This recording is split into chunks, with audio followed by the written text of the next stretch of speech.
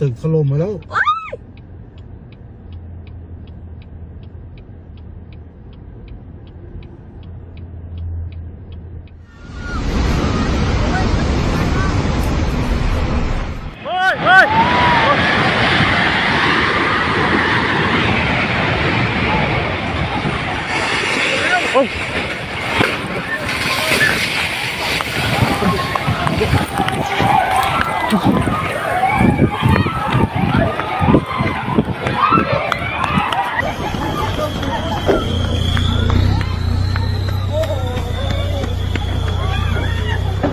ไปค่ะวิ่งเข้าฝุ่นค่ะ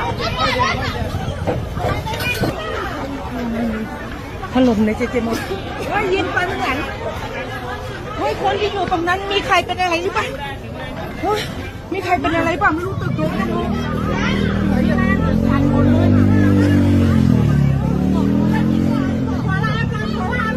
ไปค่ะฝุ่นค่ะรีบวิ่งค่ะตึกถล่มสารนะ